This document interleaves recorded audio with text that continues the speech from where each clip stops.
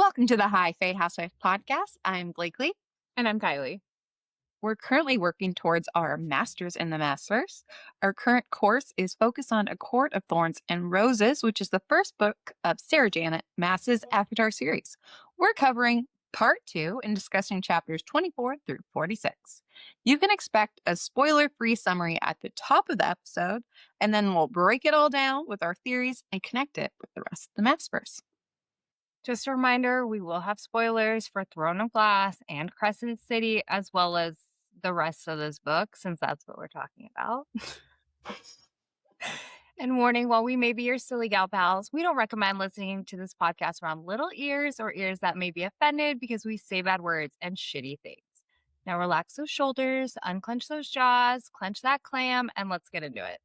Let's take a romantic walk through the spring court, through under the mountain, and back out that hole. Wow. Okay. All right. We're going to talk chapters 24 through 40. Trying something different. Did it work? How you feeling? Unclear at this point, but I appreciate the big swing. I have a lot of big swings. Can't wait. Let me give you a little sum of what happened in these chapters. Sorry. Why are you making it weird? I don't know. You're making it weird. Okay, I'm ready. I'm sorry. Feyre woke up to a whole new world, an unglamored one with, surprise, surprise, a lot more fae than she realized. That was just the beginning of things getting weird. She found a head in the garden, courtesy of the Night Court, with a mountain and 3 stars marking behind the ear. Time was flying by, and before she knew it, it was the summer solstice. Feyre got so drunk on fae wine that she saw a man playing a fiddle and decided, yes, that is sexy, and danced. She was every millennial at the club in 2011. Tamlin took her out of the club, and they had a special moment where they smooch. After that night, they get word that the Blight took out 24 younglings and is acting a fool in all the courts but the Night Court. When they learned that, they also received a visit from the High Lord Haughty of the Night Court, Rhys. Tammy and Lucy tried to hide Feyre, but nothing gets by our Lord and Savior. Rhys is not his best self here, and then asks Feyre for her name. She, of course, gives Claire better. Tam was like, baby, there's no plane. You gotta go home. So he sends her home. Feyre goes back home, and her family is fucking loaded again. They hardly recognize their sister. Feyre tries life out there, but is mopey, and that's when Nesta's like, I was never fooled. I know that beast kidnapped you. Actually, I tried to find you, but that was hard. That's what she said, and it didn't work out. Feyre is shocked and is like, I have to go back. So she does. She makes it back, runs into Alice, who is like, stupid girl, you're too late. He's under the mountain now. Feyre's like, fuck it. Let's go, sister. Alice takes her to the cave that'll lead her to some wild-ass times. They part ways here and Feyre goes. Eventually, Feyre makes it to the infamous Under the Mountain. Here she meets Amarantha and sees what happened to Claire, which, spoiler alert, wasn't good. Amarantha's come to play, though, because she's like, here's a riddle, solve it, do my 3 trials, and I'll do you a solid. Feyre's like, cool, got this. Except she gets the shit beat out of her and thrown into a cell and can only do the trials every full moon. Lucien pops in to heal her as much as he can this one time, but ends up getting a paddling from Tammy, and he himself has a few injuries. Trial number 1, the big old worm. Feyre outsmarts the big-ass blind worm. She murders it, in fact. Rhys was the only one who bid on her winning. Good for you, boo. Back to the cell she goes after wounds and all, and she's dying. Rhys visits her and makes a bargain to heal her for some of her time, and she breaks the curse. She gets a sick tattoo, which connects them. Trial number 2, Feyre almost kills Lucien because she can't read. The tattoo, aka Rhys, helps her out, and she passes it. Trial number 3, she's to murder 3 fae. She gets 2 randos and Tamlin. Then she remembers the mention of his stone heart, and bing, bing, bang, she stabs him and doesn't kill him. She also knows the answer to the riddle, too, and shares that bad boy. Amarantha is not cool, and 86 is Feyre from life, but the curse was already broken. Tammy kills Amy. Every High Lord inks into Feyre a little kernel of their magic so she can live. She becomes a High Fae and lives and heads back to the Spring Court with Tammy and Lucy as a new-found family. Everyone has their magic back, and Feyre is a hottie with magic. Well done. I did that all by memory. Didn't even look at the chapters. Very proud of you. I think the most important question that we can ask getting this ball rolling is, do you think that Under the Mountain gives like cruise ship Great Wolf vibes? Like, there's just something about water parks to me. Like, it's dark to me. Yeah, I feel like, all those creepy, like, abandoned videos on YouTube that, like, the children's try to always watch? Yes. That's what Under the Mountain is giving. Like, dank, shitty lighting, just Yes. Like, mhm, I personally have never been to an indoor water park, but it gives dark ride vibes to me. And that's not one that I want to get on. right. Yeah, I'm with you on that. I think it's creepy. I mean, yeah. So I just really want to put out the comparison for that and Under the Mountain. They're one and the same. Put those pictures next to each other. There's no difference. Imagine all the fair just having like a blasty blast down there. They're just having the time of their lives at this water park. Yeah. Like, there's probably different caverns that take them to water parks, and you have to have a special wristband in order to, like, go on them. Yes. Mhm. I maybe she made it a little fun for them because like they do have balls. Yeah, I mean balls and like dancing balls. naturally. Yes. All the balls. So let's start with summer solstice. Something that caught my eye was when Feyre drank the fairy wine, she said it was like a million fireworks exploding inside me. That's what she said, filling my veins with starlight. What the fuck is in this wine? They say the rumor has it that if you drink it from the starlight pool, you'll be happy for the rest of your days. Are they drinking actual starlight in this wine? Tamlin says you drink fairy wine and time moves quicker. Is this just like a time flies when you're having fun? Or is there, or is it because there's the starlight and time connection? Why is there such a warning on like Fey wine? Like really, yeah, what is in this fucking wine? And like, they're like, no, this wine is different than Under the Mountain wine. Like, are there special shots for Under the Mountain that make it like dangerous? Like, I just have questions. This one is weird to me. Just a million fireworks exploding inside you. Like what are these blends? I need to know the notes. Mm-hmm. Swirl Stay it tuned. around in a glass. Is there legs? What were you doing in the glass? I can't wait for the audience to see what you just did with your hand. I was swirling it. That's She was not jerking off the camera. Just want to be clear. She was swirling her glass. I'm just going to move right past this. Speaking of jerking off, Sarah says that. I'm just kidding.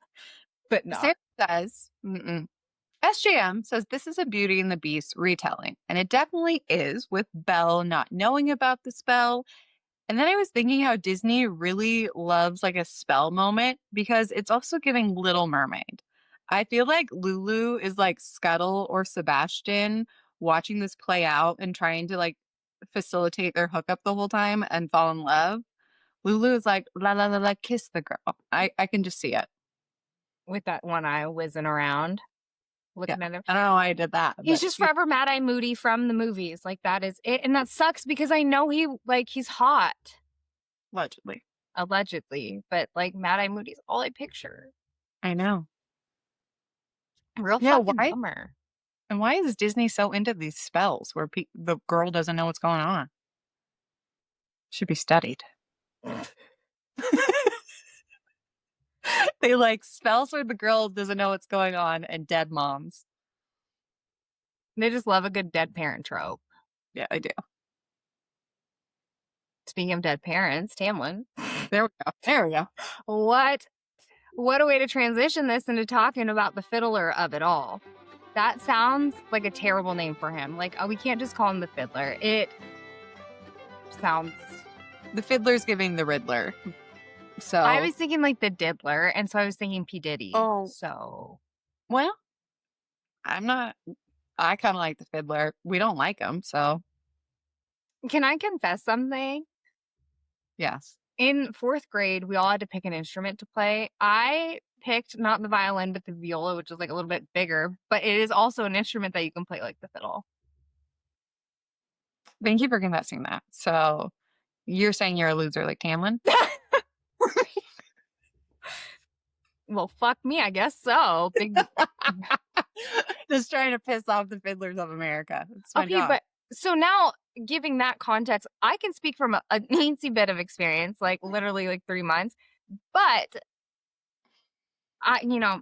you hold it like this and Yeah. you play it. Like, how sexy. Like, Feyre looked at him, was like, yeah.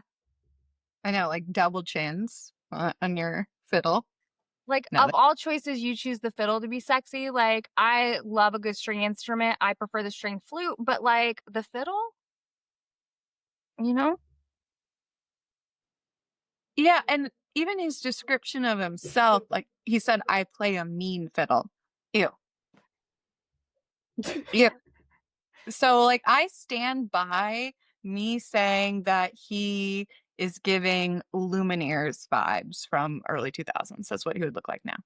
I also want to clarify, I don't mind the sound. It's the aesthetic. I don't want Yeah, to see it. it's not hot. Like a fiddler in my brain is like an old man. He's on the roof. Yeah. Mm-hmm.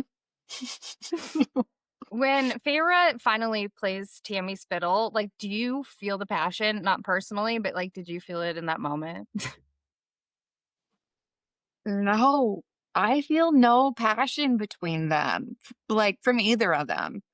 I just feel like they're horny, but there's no fireworks. And on a psychological level, it makes sense. Feyre was made to feel like a piece of shit from her family, and someone paid attention to her, but barely. And he didn't even try very hard. It was just like a love out of convenience. It, to me, was giving nature animals fucking just to fuck. Not, there was no passion behind it. And I think that was really telling. But like, not because he was blonde, but because the lack of passion. Not fiddle, it's the lack of passion. I think that Feyre and Lucien would have better sex than Feyre and Tamlin. They had more sexual tension with their banter than her and fucking Tammy. God, I can't stop calling him No, Tammy. Tammy the Fiddler. It makes sense. That's his traveling minstrel name. Yes. Tammy the Fiddler in his phase. It was Lucien. He was his, what are those called? He's his groupie. His Probably. fiddler groupie. And he has a party trick with one eye that whizzes around. He pops it out and plays it like the harmonica. They're a traveling band. I hate this. We have to move on. No great transition. Because we start talking about Lucian's eye Slaves. being an instrument. So this made me think of the spring court having slaves. Really? That's what it made me think of. But my question is, what exactly did he have what exactly did Tamlin's family have those slaves do? Because we know the slave camps in Throne of Glass were in the salt mines, and we have come up with our own guesses as to why they were doing that. Do you think there's something in the spring court lands? Salt? Or They kept Thea's bloodline there and milked them for their starlight. And that is what the pool of starlight is.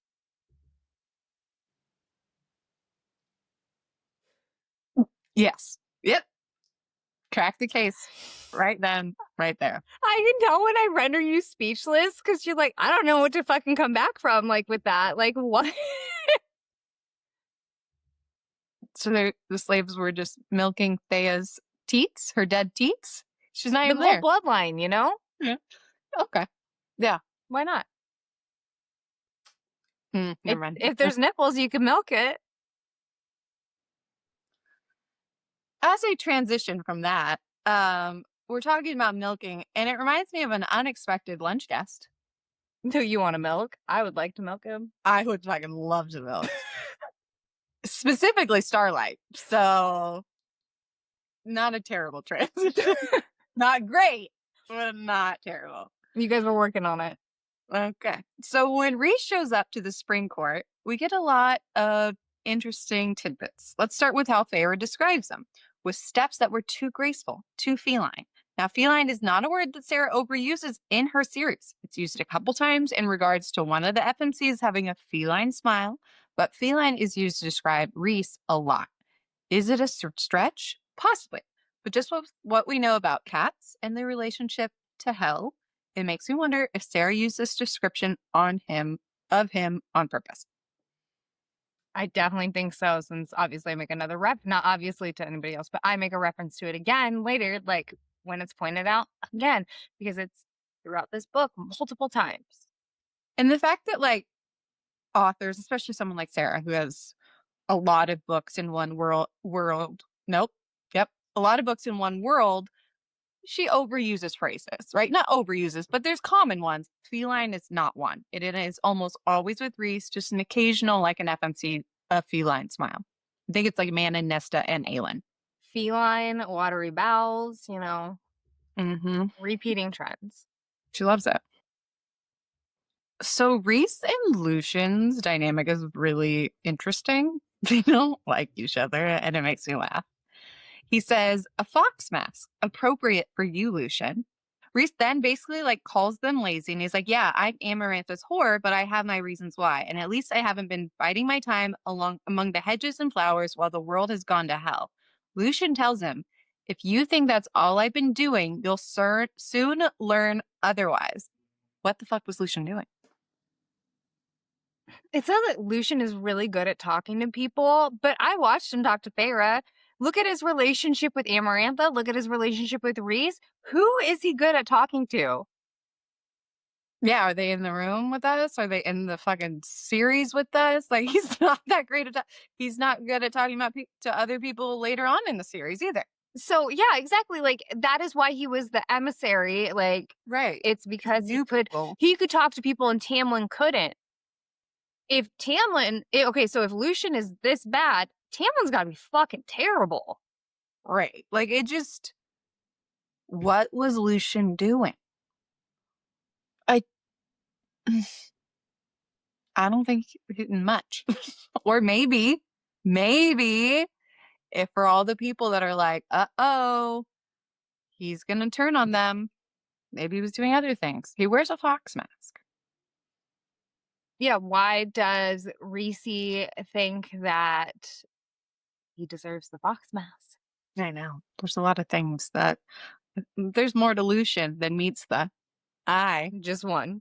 There's one. Just one eye. And I love Lucien throughout the whole series. Like, I love Lucien. Don't know why, because he doesn't know how to talk to people, but I love him. So I don't want to turn. We love a dick. That's what she said. So he's got great banter. And so I'm like, you're funny. But like, he's opposite Tamlin most of the book. Tamlin gives us nothing. So Lucien was like, yeah, he's more interesting. But Lucien didn't give us that much because, like, we still don't know much about him. No. Rhys tells Tamlin, if it's any consolation, she would have been the one for you, and you might have gotten away with it. A bit late, though. She's more stubborn than you are. Okay, so obviously Rhys can read Feyre's thoughts, so he can see how stubborn she is, maybe see that she isn't admitting to herself that she loves Tamlin, but maybe it's the reference to the violet eyes in this that I can't help that reminds me of Maeve and almost her being able to sense the future, like with Aelin and Rowan being mates. Did he know that she wouldn't break the spell in time because of her stubbornness, or could he see it?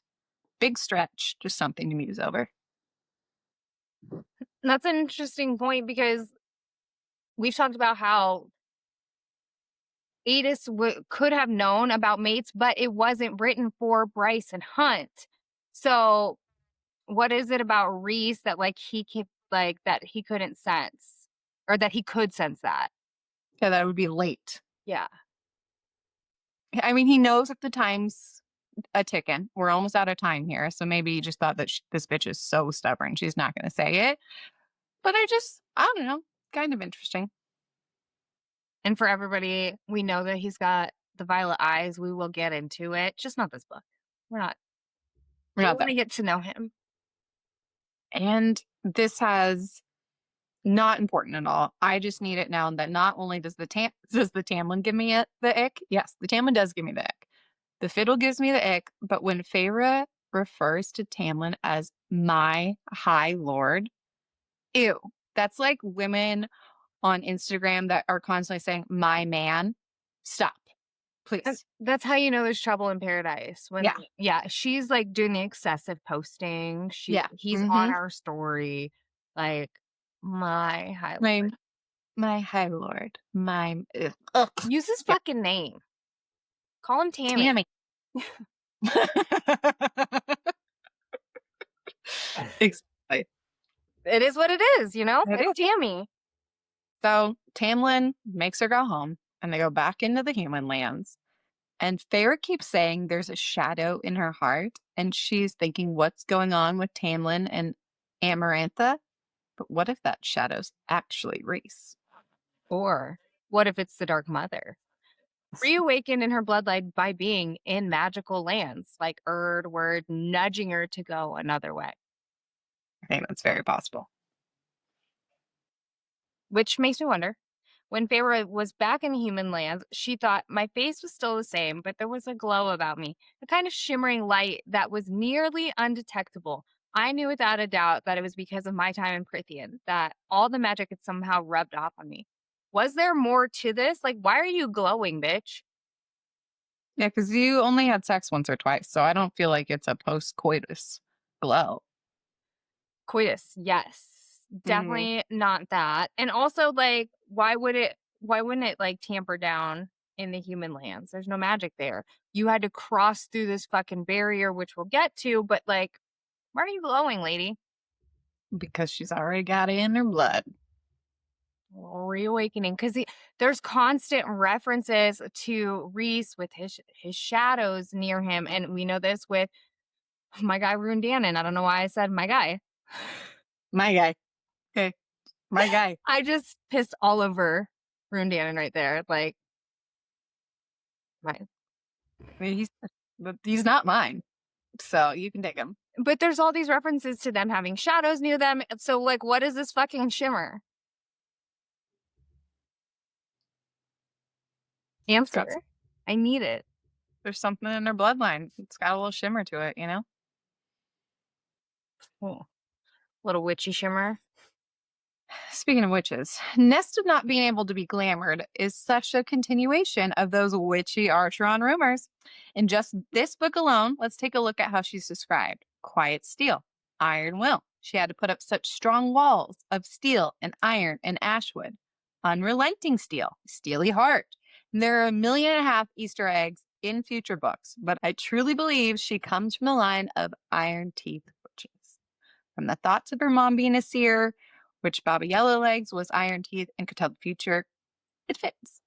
I mean, when Feyre first arrives at House of Archeron, she describes Nesta like this. I'd forgotten how cunning her eyes were, how cold. She'd been made differently from something harder and stronger than bone and blood. She was as different from the humans around us as I had become. Those are just some choice words. Made differently, as different from the humans around us as I had become. How cunning her eyes were, how cold. If not witch, why witch shaped?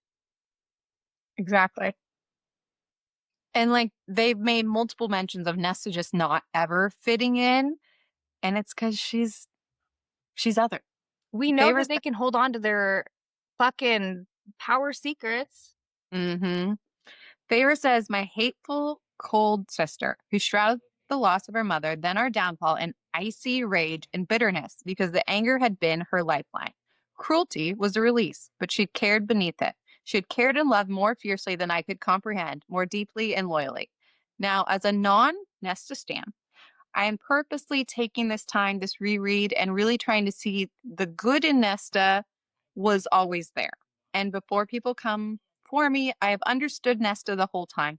I do get and have been surrounded. I do get and have been surrounded by Nestas my entire life, so I understand it. I don't want you to think I'm a hater towards her. But if you've been done dirty by a Nesta, she can be a bit triggering. Also, two things can be true at once. Nesta can be a nasty biatch a lot of the time, and her being a good person under all that anger. Look at So, you. That's growth. Looking at Nesta from a different perspective. I mean, like when people say, no, you don't understand her trauma. No, I get it, but she's still a nasty bitch. Two things Yeah. can always be true. Two things can be true, and that's fine. Mm-hmm. People are just really stubborn. True.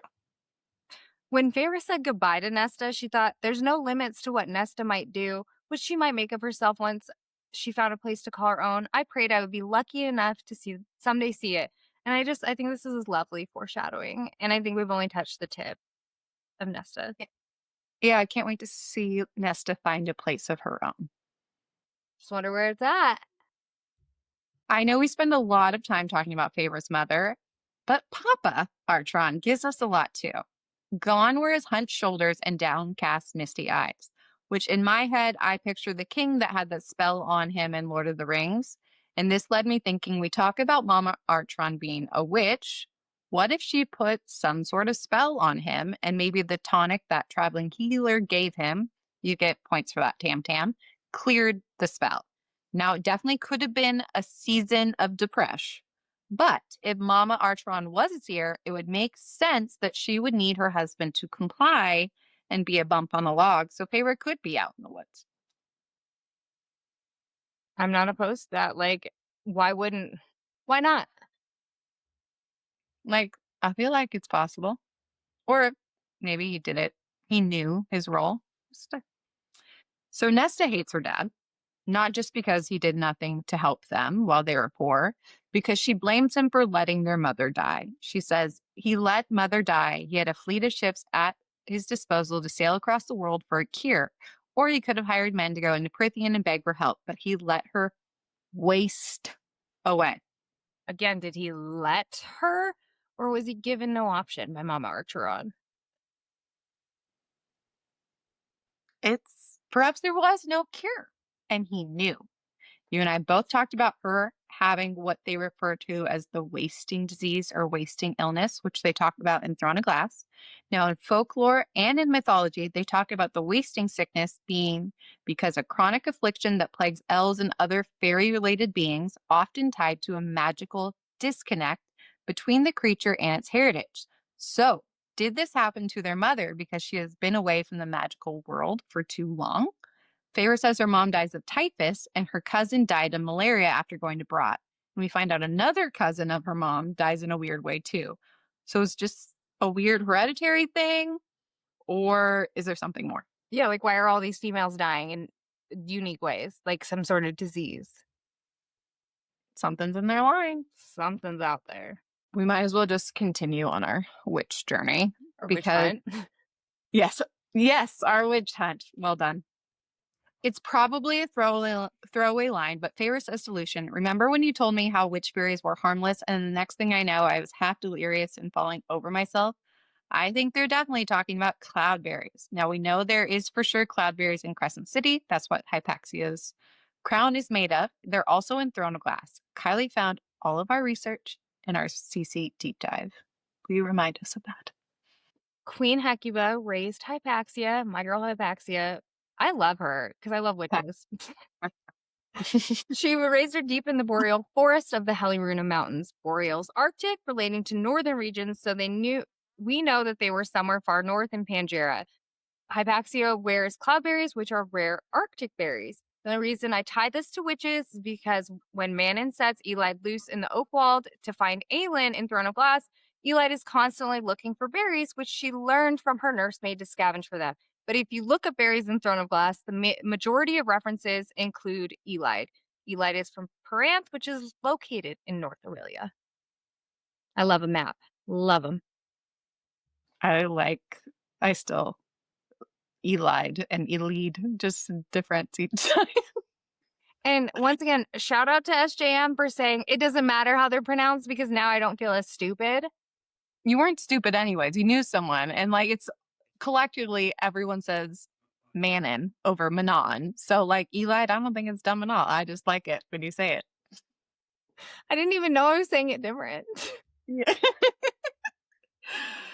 So we always talk about the absence of witches in the ACOTAR world compared to Tog and Cece where they're super prevalent. My question to you is, where do you think they are? We both believe multiple people have witchy blood. What happened to these witches? Did they go in hiding? Is it like akin to how the Krakens went hiding? Like, are they amongst them but not showing their witchy And ways? we believe healers are witches. So You can't tell me otherwise. Healers are witches. Somebody can fight me. That's fine. Full stop. They are. Just But I think it is a Kraken situation where they are just amongst us. They're just hiding. I like that they're amongst us because we definitely want to be in Prithian. They're just We amongst are High us. Fae Housewives. We are amongst them. It's true.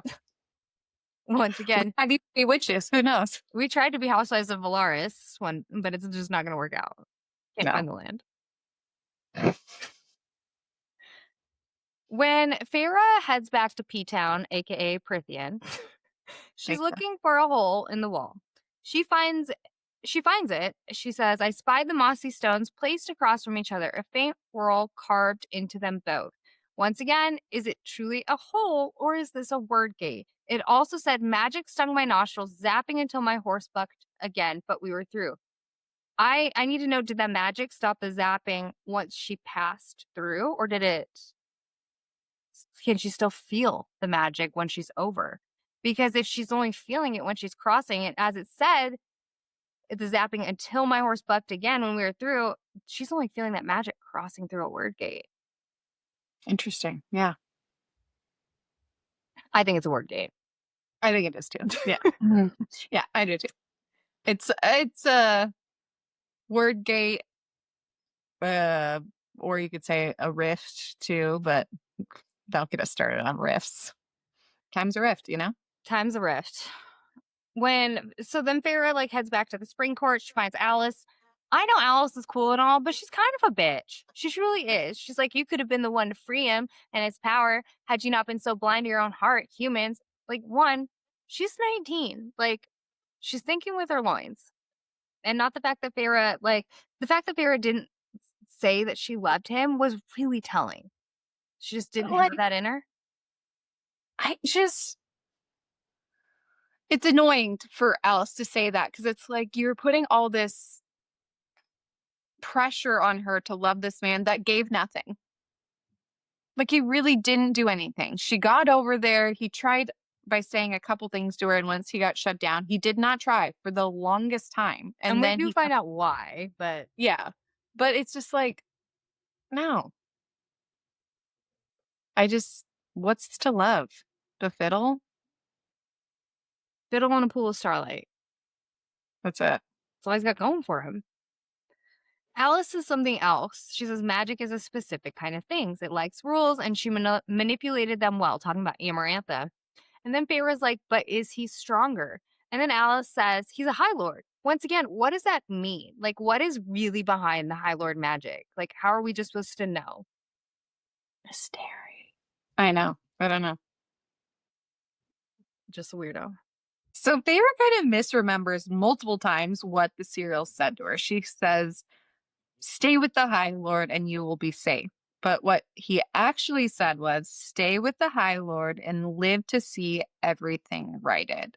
I think we breeze past this line entirely too much. I think the Suriel is talking in a much bigger picture. I think he's talking about not just the curse, but the overall Maasverse.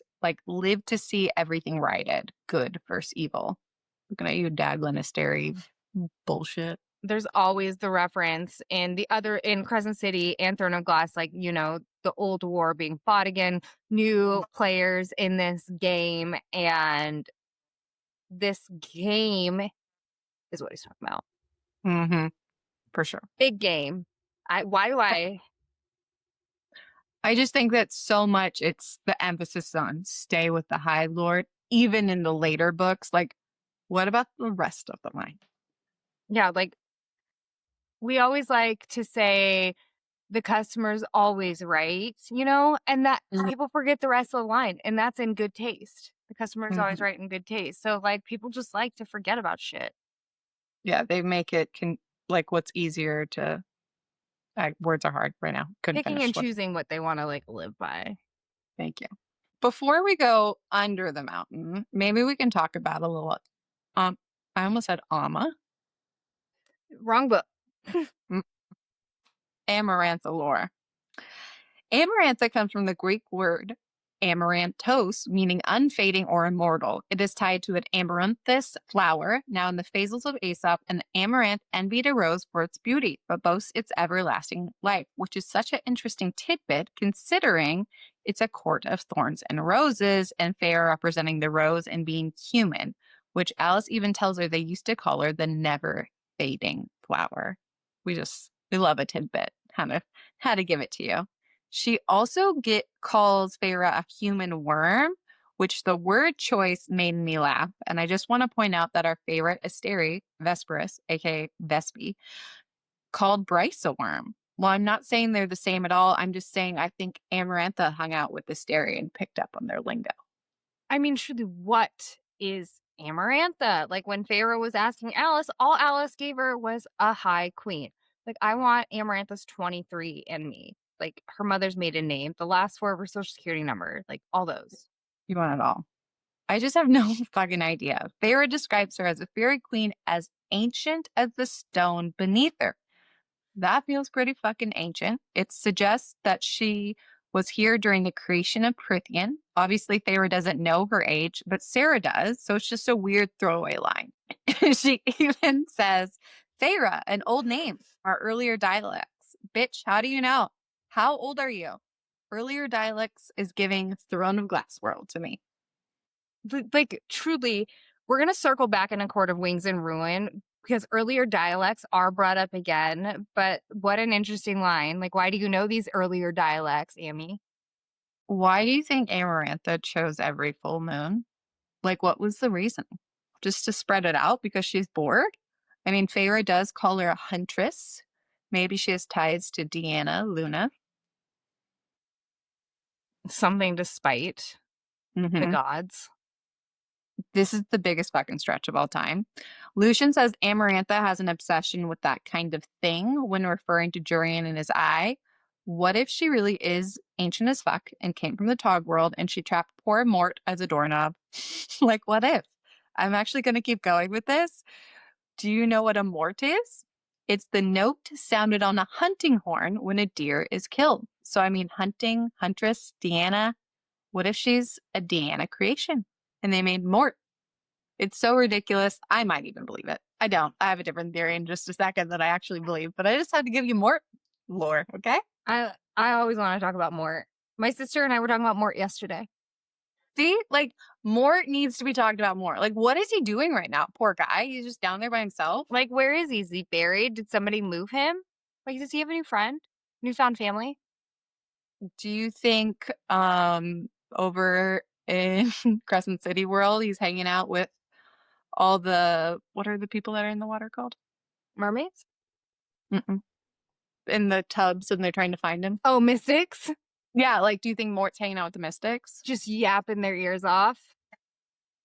And just like, well, I always think of Elizabeth Evans' voice that she uses for Mort, and it makes me laugh every time. So I'm like, yeah, he's just talking Mystics. It's permanently what's in my head, too.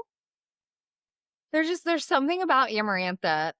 In Crescent City, House of Flame, Chapter 70, I said, was the blight from ACOTAR a trial from the Dagsteri? Amarantha's It says Amarantha, her story is a legend among our kind, legend and nightmare. And I think that's pretty intense. I just feel like there's 100% more to her, but she was like a failed experiment since she died. It took a High Lord to kill her too, so we know that they're sketchy as fuck with their powers. Like, here's this super legendary nightmare warrior, and a High Lord can take her out with their full power. Yeah, it's weird. When right after Rhys breaks up Feyre and Tamlin, he says she'll break him, dominate him, as she loves to do with our kind. That almost feels like if she's other than High Fae, our kind. Kind of weird, because I think whatever she is, Rhys knows. I think so too. Mm-hmm. They do spend a lot of time together. Poor Rhys. Amarantha is also described as cunning and cruel, and then gained the trust of everyone. They gathered at a ball in her honor, and that night she slipped a potion stolen from the King of Hybern's unholy spellbook into their wine. And we'll obviously get into that unholy spellbook later, but you know who else was described as cunning and cruel? In Chapter 18 of House of Flame and Shadow, Celine was doing her 3D memoir, and when she spoke of the Daglin, they were described as cruel, powerful, cunning. Celine also said any attempt at rebellion was quashed before forces could be rallied. And this is all sounding a little too similar considering Winter, Summer, and Day Court all had High Lords that rebelled, were executed, and so their successors would never. Everyone is afraid of Amarantha and didn't do great fighting against her because she took some of their powers. Thanks to that book we can't discuss yet. She also has onyx eyes. Onyx. Valg. I know. So many references to her dark eyes throughout this. Mm-hmm. I also want to share that Amarantha's other nickname is the Deceiver. She's a woman of many hats. Really? Because she trapped the 7 High Lords and built her palace beneath the sacred mountain in the heart of our land. I have questions about her building her palace. Mm-hmm. We'll get back to that. But there was a deceiver in mythology, Loki, a cunning shapeshifter god who was the catalyst for Ragnarok. I talked about Ragnarok before in our first episode of House of Flame and Shadow. Ragnarok is a series of events and catastrophes that will ultimately culminate in a final battle between the gods and the demons and giants, ending in the death of the gods. The world is then reborn.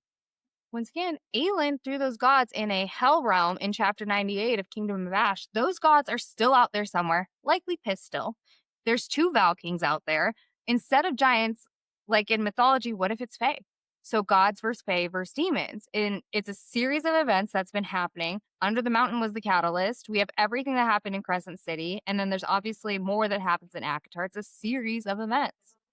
Yeah, I definitely think that there is going to be this ultimate battle, and that is what the future of the series will be. The end of this kind of 4-book thing that Feyre, that SJM says that we're going to have.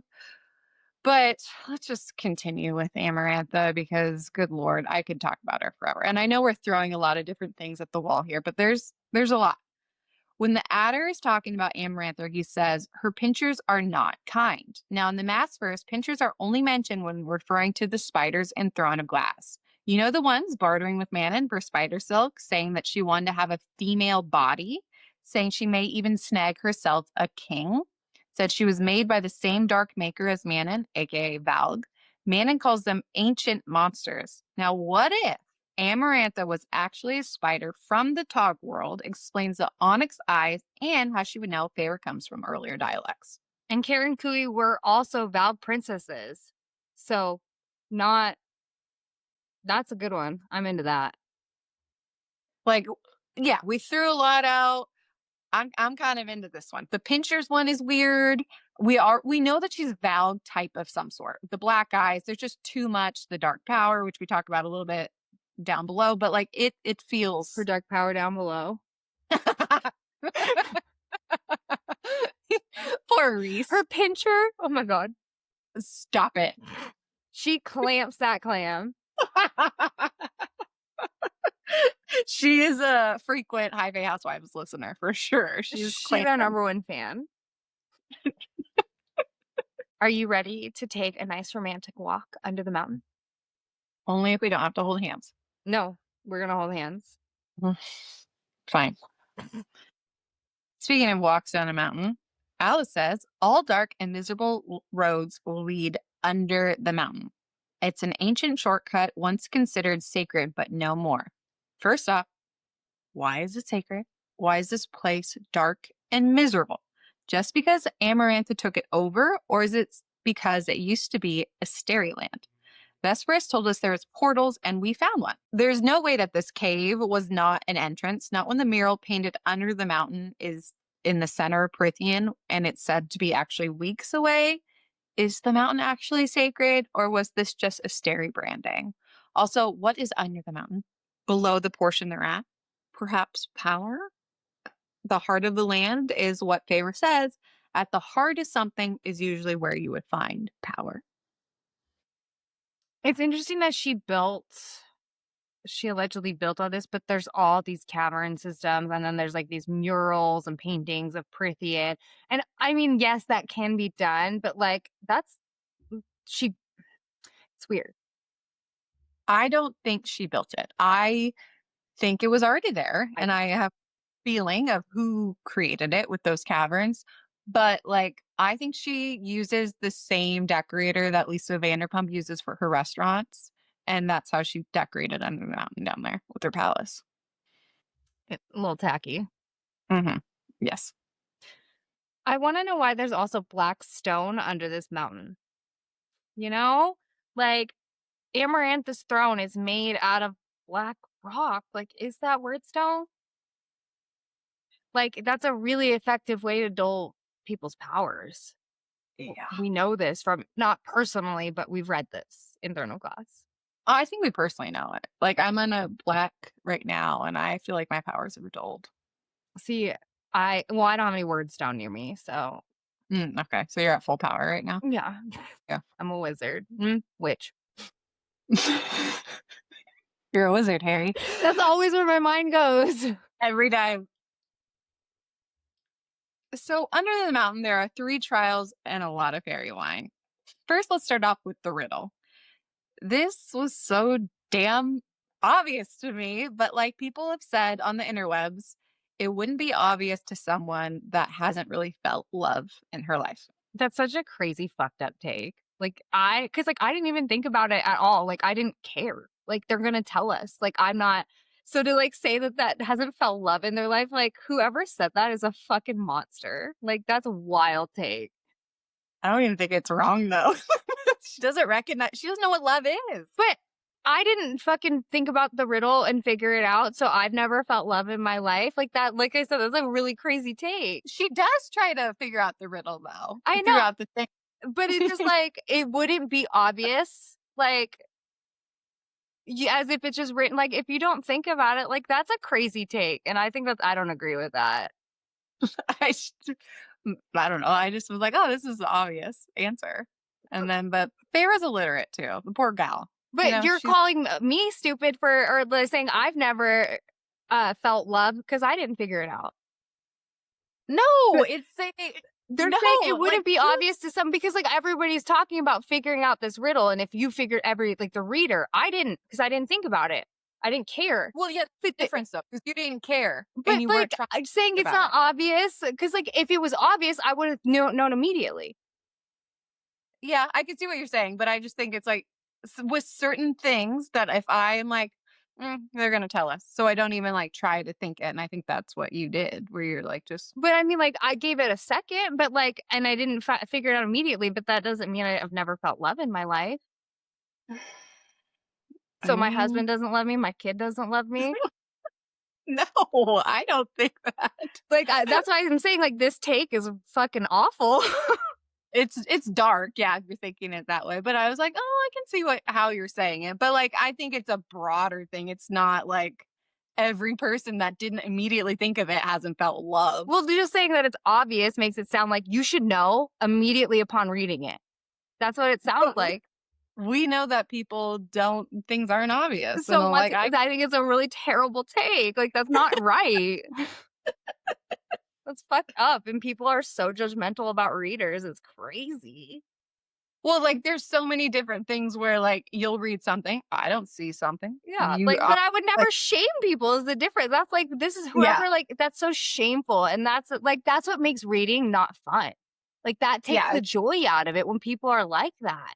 And that's where like, I'm like, that's so fucked up. Like we're here to enjoy this. It's not that serious. It's not that deep. Like weird. People do love to shame a reader for multiple different. People just love shame. Let's face it. And it's like, we already deal with enough shame in our lives. Like, let's not shame readers. Well, and like, audiobooks don't count. Sometimes things will just pop up in your brain and you get it. And other times you just don't.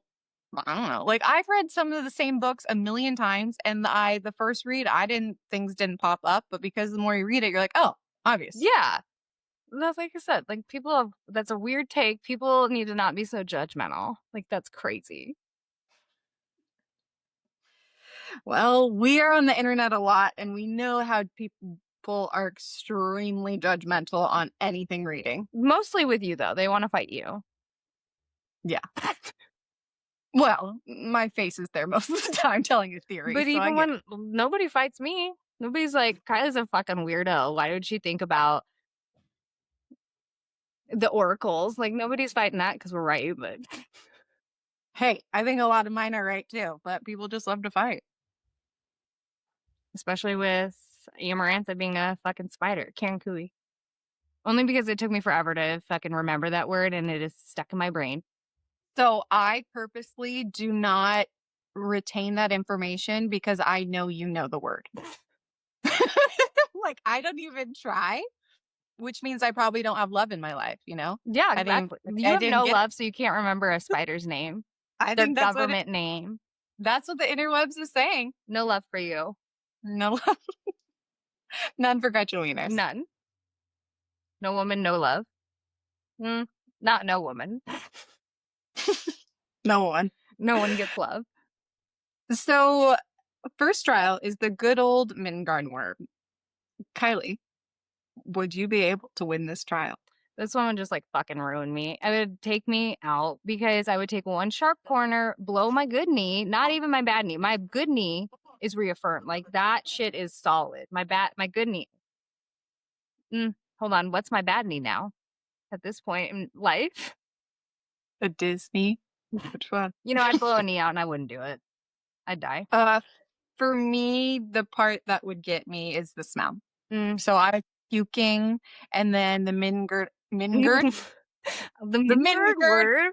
Midgard worm would hear me puking, and then I'd be dead. I would not win this. This would be a terrible way to start. Yeah, like this one is a lot more difficult than the second one.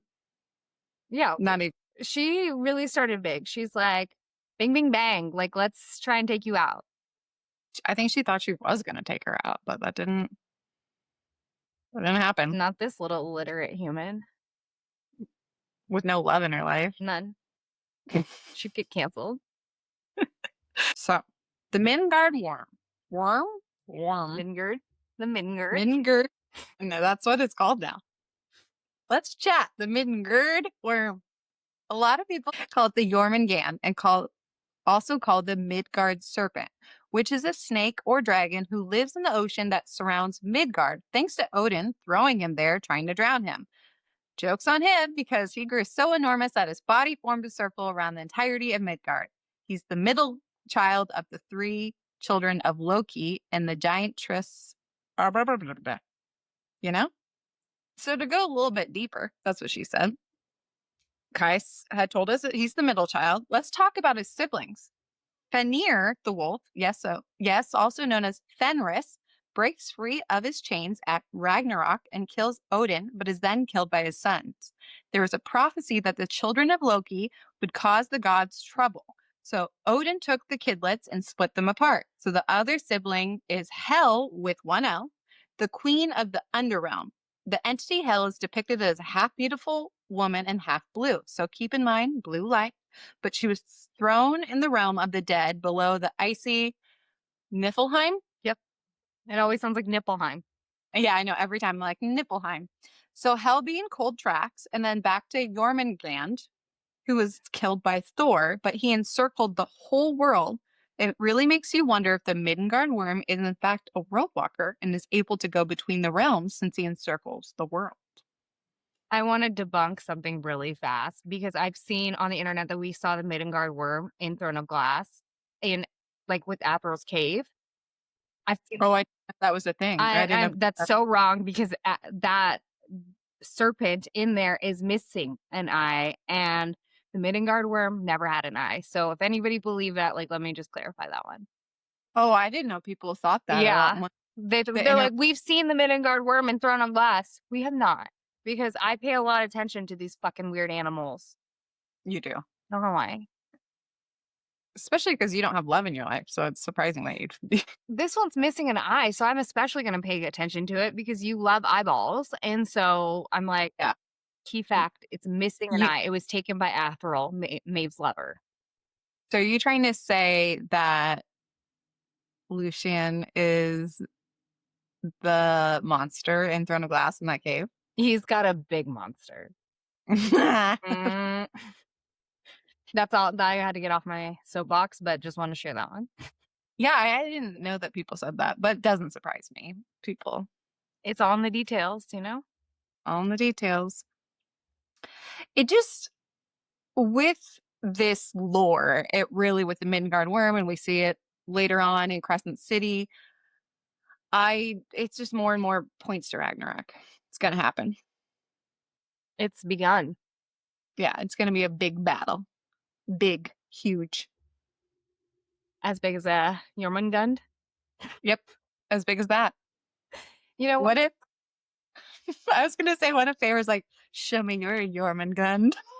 what if Rhys is into somebody's into some cosplay, like not cosplay, some role play. I still love that I picture that worm as just like this friendly looking guy. And then whenever I saw the pictures on the interwebs, I was like, that's not how I pictured him. Dune is where my mind goes, not the SpongeBob worm. Yeah, I go to SpongeBob worm. But we know you have a really good imagination when it comes to like picturing things when you're reading. I don't. My fucking mind is insane. Like, I need it to not. Like, I can't picture things the way that you can like actually fully see things. I cannot at all. I can think theories or something, but I cannot, not that you can't, but like I can't picture a fucking thing. You can't just No, create something. yeah, no, it doesn't do that. But one of the reasons why I love Feyre is throwing shit at Amarantha is honestly one of the reasons I love her, and I think that she gets shat on unnecessarily. She is 19 and has been shown no love her entire life, but kept her family alive from no help from the rest of the family, and she's wildly loyal as well. Feyre says, if someone did something to her sisters, I would never forgive them. Foreshadowing. So quit hating on Feyre. I appreciate that you said shat. So for Yeah, everyone knows, I have a hard time. Like, I don't know why, but I don't say shit. I say shat often. So for you to use it, I love that. it was for you. Thank It you. was for you. Thank you. Mhm. One person did say Feyre would win. Good old Rhys. And my mind immediately went to like, she's all that. Am I a bet? Am I a bet? Am I a fucking bet? And I made sure I watched the clip because a lot of times people quote it with I'm a bet only twice. Like, And you had to get the inflection right, and you did it. yeah. So thank you for your historical accuracy. It is appreciated on this podcast because we are an educational podcast. In Never case forget. people forgot, because we've not reminded anybody that we are an educational podcast in a while. Yeah, not in this ACOTAR series. So just a reminder, we're an educational podcast. Like, example, we told you that Rhys might cosplay and say, look at my Midgard worm. We're talking about, like, we tell you the important shit. He's like, call me Jormungand. Not daddy. No. We do love a supportive king, though. So I love that Rhys, that yes, on Feyre. But is it because he could see the future? Or did he just believe in her? I think he believed in her deep I inside do. of that heart of his. Because not fucking stone. Mm-mm. What a loser. So Faye Baby is dying in a burning room. Nobody's going to save her because she pulled too many false alarms. I don't know. I hadn't quoted John Mayer in a while, so I had to use it. But in walks Rhys, offering a bargain. Would you have taken it right away, or would you have bartered like Feyre? It's my dream. Why choose? Like, 2 weeks with this hottie and then 2 weeks with this hottie. Where's the issue? Fucking say less. I'm in. Yeah, like once you get sick of one person's shit, you go to the next. Yeah, like she doesn't realize the beauty of this. Like, you could literally live the best of both worlds. Truly. And like, this obviously, as someone that watches Sister Wives, there's issues that happen when people do this, but Rhys and Tamlin don't talk to each other. So it's like, it'd be great. There would be no dynamics there. They're High Lord brothers. Mm-hmm. They're not sister wives. They're I was gonna call them brother wives. High Lord. High Lord Yeah, I don't homies. High Lord homie hopping. know. High Lord. Oh, she's a High Lord homie offer. I love it for her, though. Keep going, gal. When they make the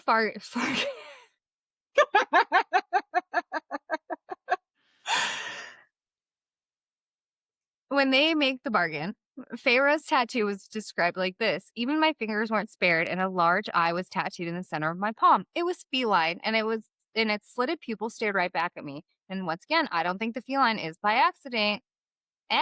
Jesus Christ. I don't think that the eye is feline by accident. I think it's a little hell association. Our friend Adis likes to appear as a cat. Another one of those things that we're just going to continuously build on because lately I've already talked about it. And we love to build. We're building with you guys. Just call us Bob the Builder. Mom the Builder. Mom? Just call me Mother. Okay. The dark mother or just regular mother? Depends on the day. Yeah, depends on the day for sure. We're border dark mother today. I guess I want to piss people off because we already got pissed off for people saying that, you don't have any love in your life if you can't get the riddle quickly. But I want to talk to the Rhys haters. Right to you. They love to say that they love to say he essayed Feyre. And I just want to ask, are we all reading the same fucking book? He kisses her, so Amarantha will not find out that Tamlin and Feyre snuck off. Because he kissed her to literally save her life, he's a monster? I obviously am not on that page. Like, that's crazy. Like, that's what the haters for Rhys, he sexually assaulted her over, huh? He saved her life. Like, there's No, a big the difference. fucking yeah, like Tamlin didn't save her fucking life. Tamlin didn't do shit. And if you want to talk about him licking her tears, we can. But he was saving her life in a different way. He knew that she was close to breaking, so he played that part to make sure she kept it together. Why else do you think he got a rip-roaring drunk each night? One of my favorite lines from Eagles Hotel California is some dance to remember and some dance to forget. And that's what he was doing with her, making her forget. As a millennial, Feyre needs to stop asking questions about what she did drunk under the mountain club. That's none of her business. Just bump and grind, baby. I just don't see that. That's so crazy. Like, he was doing her a solid. Like, not once does it seem like so malicious. Like, you can tell. He was sexually assaulted for 50 years. You think he's going to do that to her? People are insane, and that's a wrong take. That's wrong. Whoever is that is wrong. We have 3 things that we're fighting about. You feel no love if you don't get the riddle. You have Rhys being a sexual assaulter, and then don't remember the third, but I want to fight somebody. The Avril Cave one. It's not the guard worm. Yeah. So there's 3 we want to fight. I'm just spoiling for a fight. Just like Aelin was at the end. But not an inn with one. Well, I mean, there was one bed, but it was not that situation. No. So after one drunken night, Lucien pops back in and gives Feyre his cloak, which has Amarantha's coat of arms. And I wanted to make note of it. It's a sleeping dragon. We don't see too many drags throughout the Maasverse. We do see them on the doors of the Royal Library in Throne of Glass, and that may have ensured that they died off. Dragons aren't mentioned again in ACOTAR, but we do meet a shapeshifter dragon in Crescent City, Ariadne. What I want to know is where Amarantha's coat of arms is from, considering the lack of drags. Yeah, it's weird. Did you know in Asian religious traditions, Naga are a divine or semi-divine race of half-human, half-serpent beings that reside in the netherworld and can occasionally take human or part human form, but they're also known as dragons and water spirits. I did not know that. That is interesting, especially because there is spirits in, I mean, like the Will of the Wisp. Those are spirits. Like, that's interesting. Yeah, like they're depicted as dragons sometimes. Huh. It's the whole Dark Mother thing. I'm like, huh, okay. What a weird because yeah, is that their Dark Mother? Right. Maybe. Because she's a spider that I can't say the word to. She's got pink. I keep doing this, and then I just think of SpongeBob, like crab walking again. Yeah. And I'm not doing a SpongeBob laugh again. Oh, it's so good, though. Once again, learn that one in the psych ward.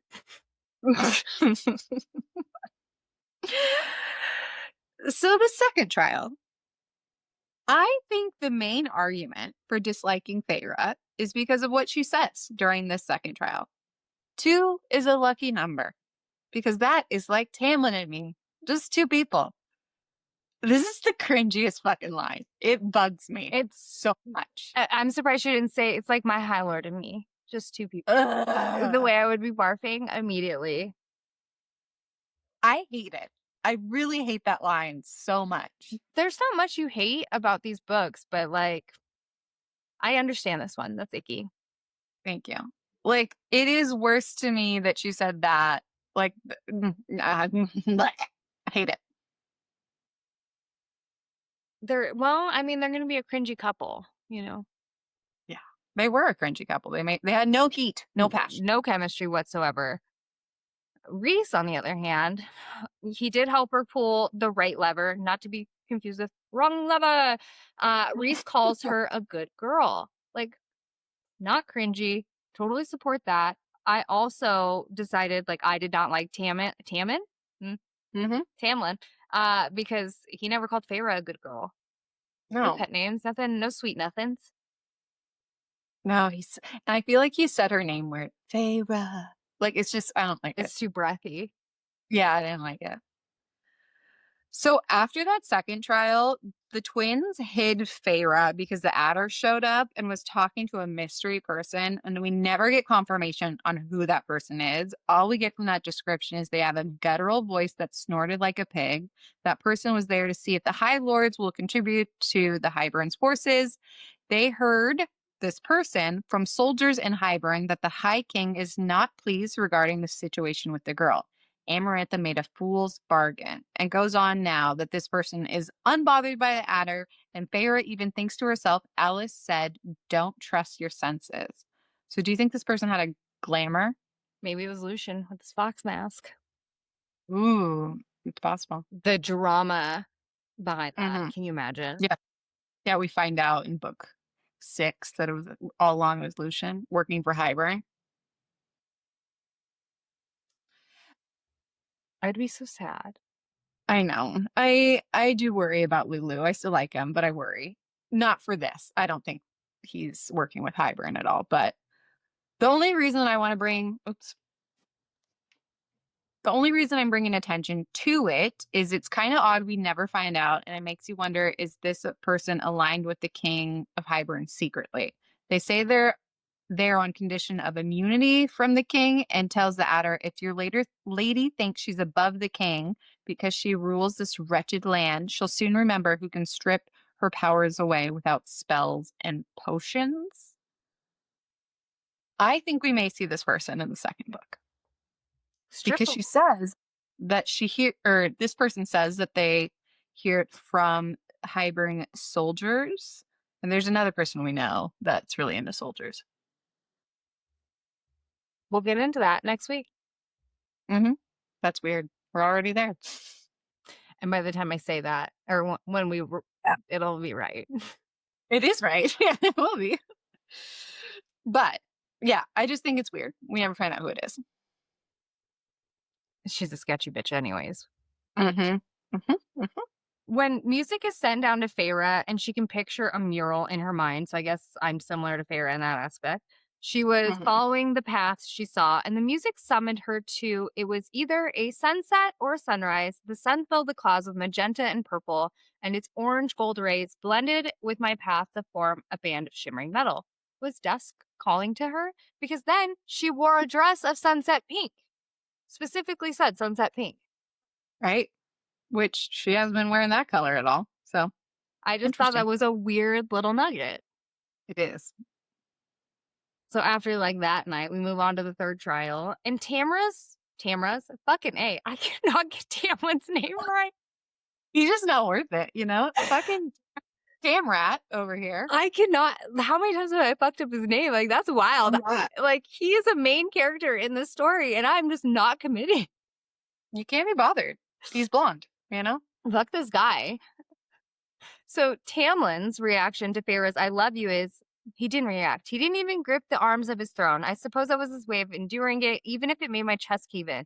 even if his silence killed me. Like, this is a really polarizing topic, arguing like why he didn't react or that he couldn't. I think I'm more in the like, why didn't you give anything at all? Like, he's such a low energy guy. Like, not even a fucking glance, like a little flush of the cheeks, a nose bead sweat, you know? I appreciate the nose bead sweat. But what's that saying? If he wanted to, he would. Tamlin apparently just doesn't want to. I think this is a classic case of daddy issues. She found a guy who also loves to sit on his ass and not do anything to help. Well, and then think about like how he was for the 49 years, like gave effort and then low effort. Like he's just like one of those guys that just gives up if you don't give it immediate or get it immediately. And like also ick. And like, it was a big fucking deal. It's like, no, everyone is screwed for all of eternity unless you make this happen. And he only did it for a little while. And he's like, So he could just die. He would literally die and just be like, yes, that's in the cards. That's what the cauldron says. Like he was fine with it. He like he's not a dreamer at all. And you can tell. no, he would not be in a court of dreamers at all. He's a loser. So, speaking of weird things about Tamlin, the Heart of Stone is fucking weird. And I had never looked it up before, but I looked at Heart of Stone in mythology, and of course, there is a tale to be told here. In Norse mythology, one of the most famous figures associated with the stone heart is Hungrungr. It's Hrungnir. I'm going to say it different every time I'm perfect. Hungrungr in Norse legend. The U is silent. It's none of my business. Heart, head, and shield were made of stone, giving him immense physical strength, but also making him unyielding and unemotional. Hungrungr was a rival of Odin, who wagered his head on a horse race against Hungrungr's steed Gulfaxi. Odin's horse, Sleipnir, won, and Hungrungr entered Asgard, where he became drunk and abusive, threatening to destroy the gods' hall and take Freya and Sif for himself. Hungrungr's stone heart embodies the paradox of strength without compassion, a protector of his own kind, but a threat to others. In this story, Hungrungr gets a fight with Thor, and Thor ends up killing him. So what if Hunt ends up killing Tamlin? I just want you to say that word one more time. Hungrungr. If Hunt killed Tamlin, would you be sad? No, not one ounce of me. Based on his lack of sexual chemistry with Feyre. So if I were in her place, I know that there would be no sexual chemistry and I would never have an orgasm. So yeah, Tamlin sucks. I would not be sad if he died. Agree. Yep. No notes.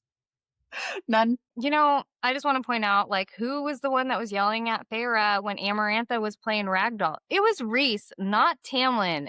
I mean, Amarantha really lost her cool here, but, like, Tamlin still did nothing. Once again, low energy guy. Gross. Just, like, does nothing.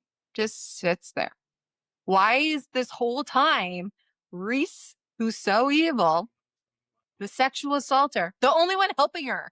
Like, the entire time, making sure she doesn't break. Tamlin did nothing. Lucien did more. Truly. Lucien he healed her. Tamlin did squat diddly. No, he was like, actually, you might die tomorrow. So what if we go fuck in this random room? Not even going to try to get you out of here. He's a fucking loser. Not a big fan. No. So after Feyre guessed the riddle, I love that this line was important enough to include. Tears shown in Lucien's remaining eye. It just really drives the emotion home. But all this is happening. Good Lord. All this is happening while Amarantha is lashing out at Tamlin with dark magic. You know who else was referenced to as having dark magic? Valg. Mm-hmm.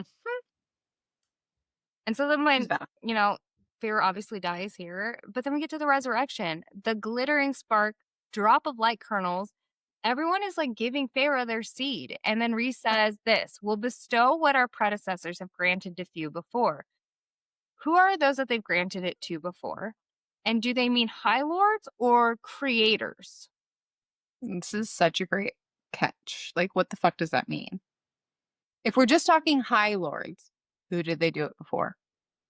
We do get into that, but like who else? Like that, like Right. this is a rare, there has to be like records of this. Mm-hmm. Because it's not like you said, it says few before, not one before.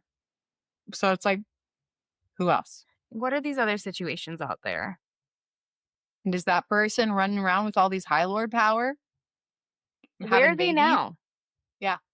BH1, get on the horn, okay?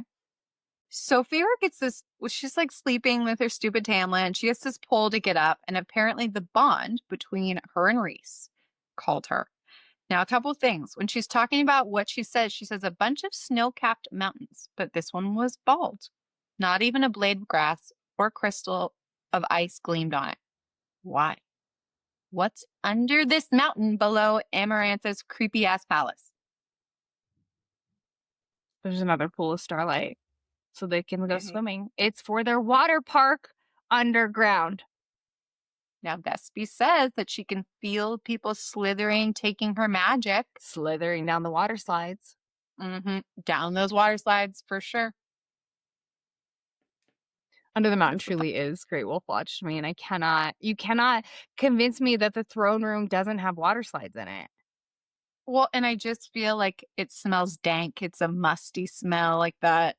Like they need more chlorine in there, you know? Who's peeing in the pool? The chlorine only smells when you pee in the pool, so you have all these High Lords just peeing in a pool. I like that. I don't know why that I'm like, what if Valg, like when they pee, it's like a black color. And then I thought of, you made me ink in the pool. So that's where I went.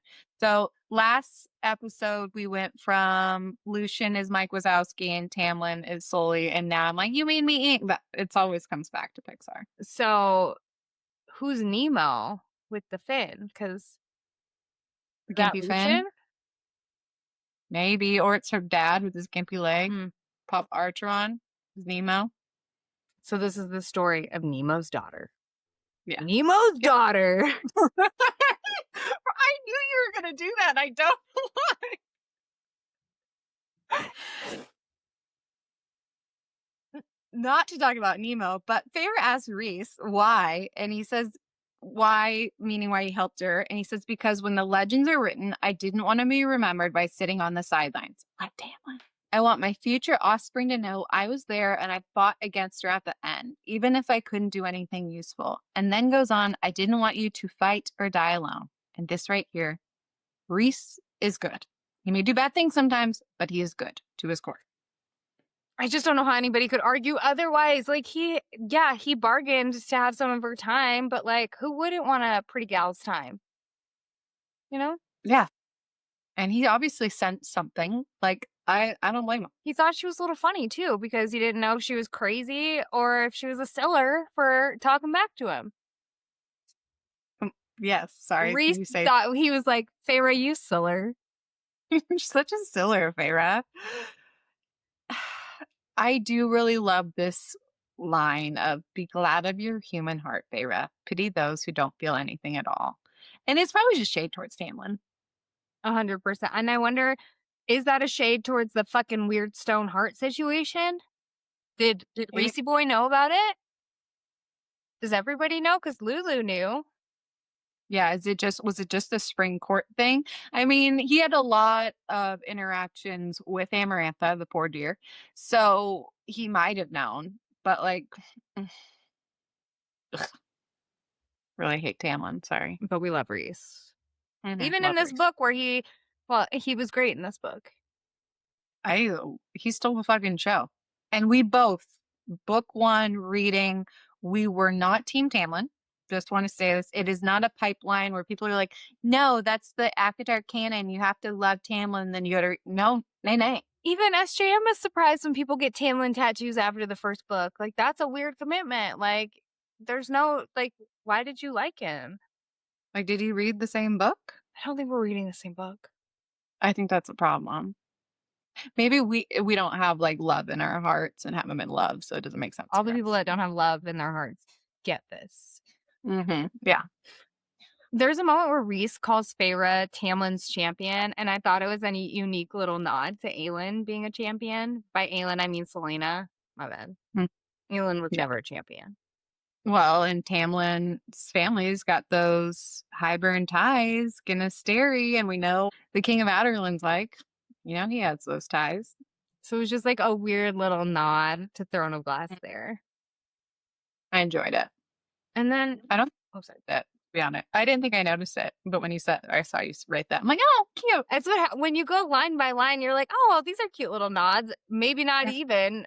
Maybe just she really liked the word champion. To me, it's a nod. It's a nod in my heart. I'm getting real weird with poking my own chest today. Like, really feeling it.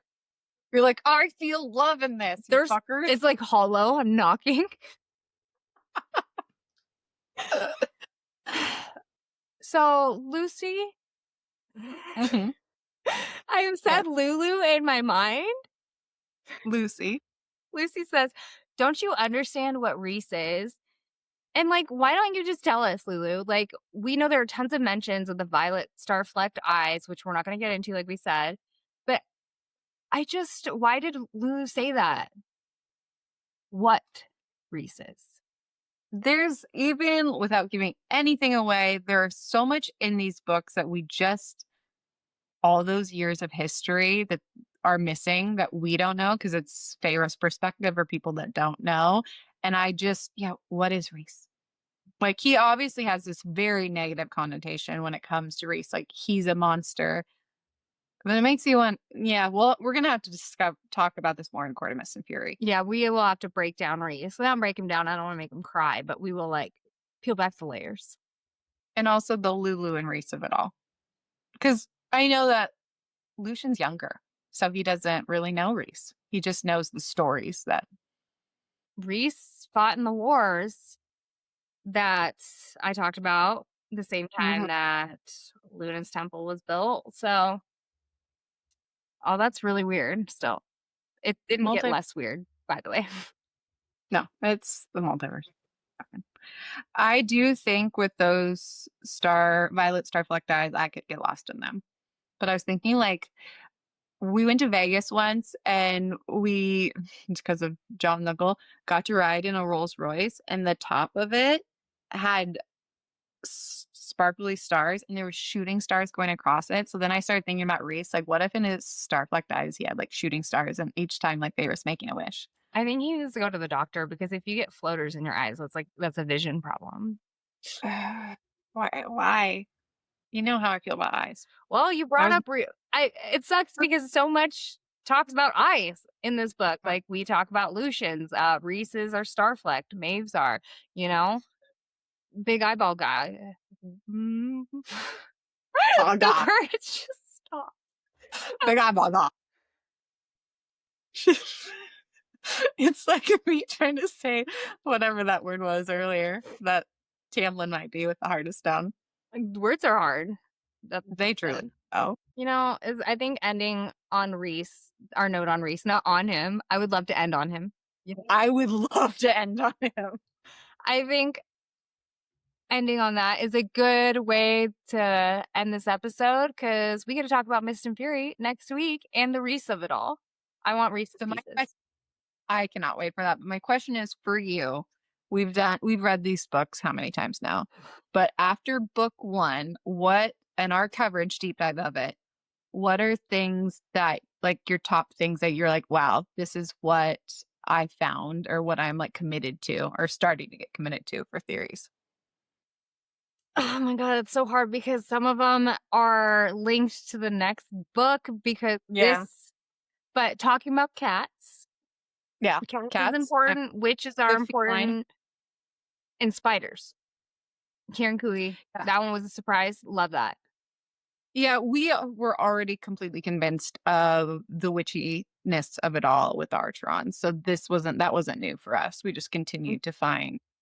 But now we're actually in ACOTAR, so we can talk House of Archeron. I really enjoy you calling it House of Archeron. It fits. I really like it. I think I also just like the gods nudging them along a little. I like that, and like kind of that catch in the first book, but for their first coverage.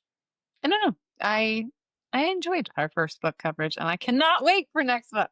I'm just so excited to like really get in the trenches so we can, not spoil things. We can literally talk about it all. We can mention it all. The next book is truly where it starts opening up, where we can, especially connecting to other Maasverse things. It's like, let's go. So thanks for giggling through our journey with us today. We have a new episode every Wednesday. Join us next week as we get into part 1 of one of my favorite books of all time, A Court of Mist and Fury. Make sure you hit that follow button wherever you're listening. And then head over to our social media for all the latest updates, theories, and more new book goofing. All exerted. I am Poe, you giggling gal pals. We'll see you next week.